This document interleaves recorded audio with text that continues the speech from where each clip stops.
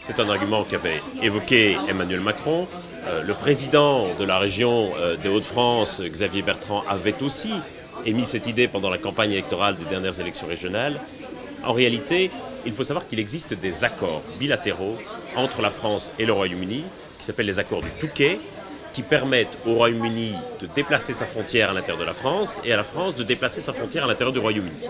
C'est pour cela que lorsque vous prenez l'Eurostar, il y a des douaniers britanniques sur le sol français et des douaniers français sur le sol britannique. Donc vous êtes contrôlé au départ. Le problème, c'est que pour le moment, ces accords du Touquet jouent surtout dans l'intérêt du Royaume-Uni, puisque en réalité, vu la situation à Calais ou à Grande-Synthe, ce qui se passe, c'est que le Royaume-Uni, en quelque sorte, délègue à la France le soin de gérer sa politique migratoire et le soin de fermer sa frontière.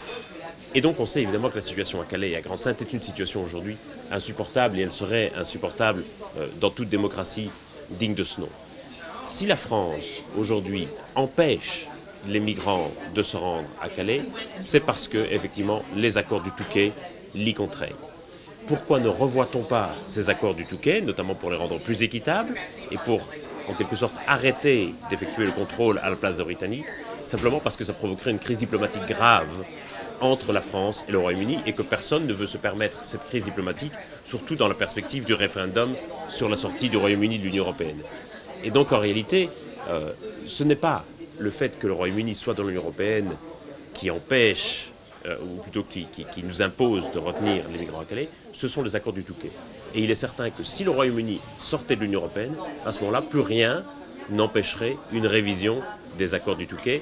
Ce bras de fer pourrait sans doute beaucoup plus facilement s'engager si le Royaume-Uni était sorti de l'Union européenne, puisqu'à ce moment-là, le Royaume-Uni n'aurait plus guère d'arguments à faire valoir pour imposer un accord qui est au fond assez inéquitable.